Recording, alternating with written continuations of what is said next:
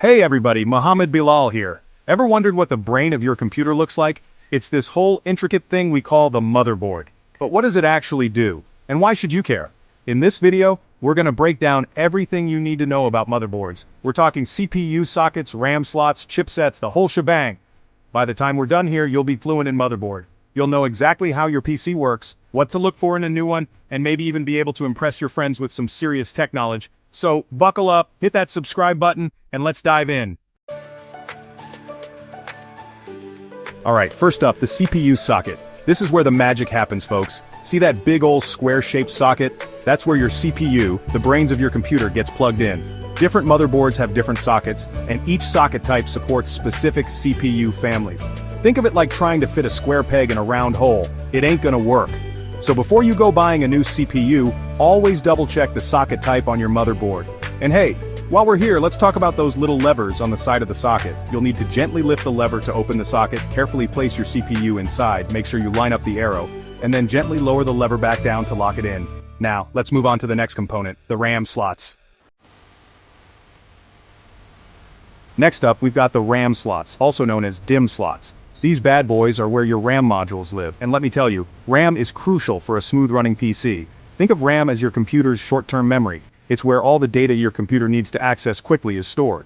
The more RAM you have, the more programs and files your computer can juggle at once without slowing to a crawl. The speed of your RAM matters too. You'll want to make sure your RAM modules are compatible with the speed supported by your motherboard. It's all about finding that sweet spot between capacity and speed. Alright, now that we've covered the basics of RAM, let's move on to the chipset. Now let's talk about the chipset. This little guy is like the mission control center of your motherboard.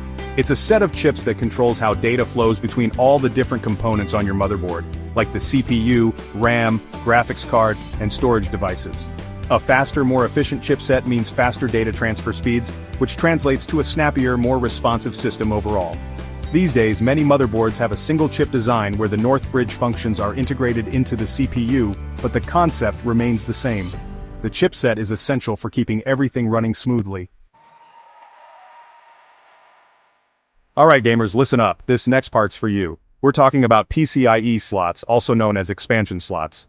These are the long, rectangular slots on your motherboard where you install your graphics card, as well as other expansion cards like sound cards, network cards, and even high-speed storage drives.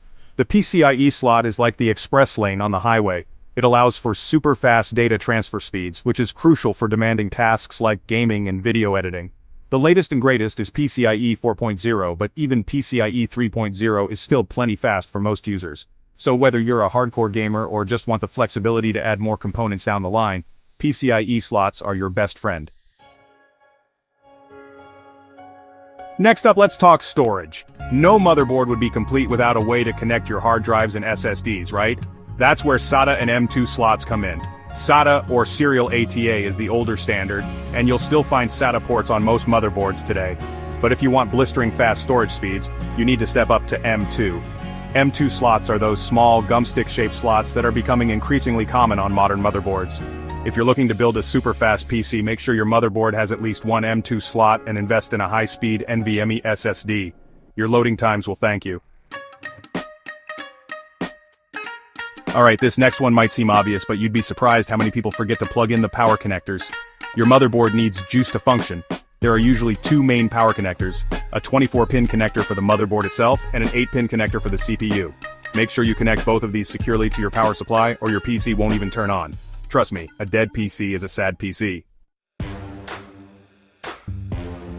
Now let's talk about something a little more abstract, the BIOS, or UEFI. This is a small piece of software stored on a chip on your motherboard that controls your PC's startup process.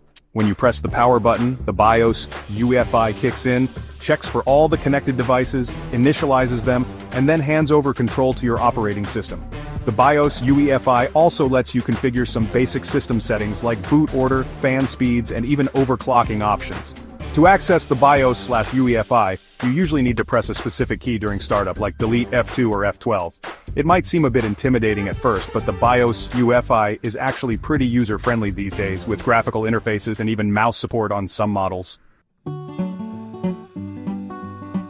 Ever wonder how your computer keeps track of the time even when it's unplugged? Well, it's all thanks to this little guy right here, the CMOS battery. This coin-shaped battery sits on your motherboard and provides power to the CMOS chip, which stores your BIOS settings, including the system time and date. If your PC starts forgetting the time or you see error messages related to the CMOS during startup, it might be a sign that your CMOS battery needs replacing. Just make sure to ground yourself before handling any computer components to avoid static discharge. And that's it, your PC will be back to keeping perfect time in no time. Alright, let's move to the back of the motherboard, where all the action happens. The I/O panel or input-output panel. This is where you'll find all the ports that connect your computer to the outside world, like your monitor, keyboard, mouse, speakers, network, and more. The specific ports available will vary, depending on the motherboard, but you can usually find a good mix of everything you need. So, take a good look at the I/O panel before you buy a motherboard to make sure it has all the ports you need for your setup. Last but not least, let's talk about keeping your cool, literally. Computers generate a lot of heat, especially when you're pushing them hard with gaming or other demanding tasks. That's why a good cooling system is essential for keeping your components running at their best. Your motherboard plays a crucial role in cooling by providing headers or connectors for your fans and CPU cooler. You'll usually find several fan headers scattered around the motherboard labeled CPU_fan, SIS_fan, or something similar. Some motherboards even have dedicated headers for water cooling pumps and all-in-one liquid coolers. Make sure you connect your CPU cooler to the correct header, or you risk damaging your CPU. So there you have it, a crash course on motherboard cooling. And that's a wrap. We've covered everything from the CPU socket to the cooling system, and now you're well on your way to becoming a motherboard master. Remember, the motherboard is the heart of your PC, connecting all the vital components and keeping everything running smoothly. So next time you're building or upgrading your PC, you'll know exactly what to look for in a motherboard. Now I'm curious to know, what are some of your favorite motherboard brands? Let me know in the comments down below. If this video helped demystify the wonderful world of motherboards, give it a thumbs up, share it with your techie friends, and subscribe for more awesome tech content. See you in the next one.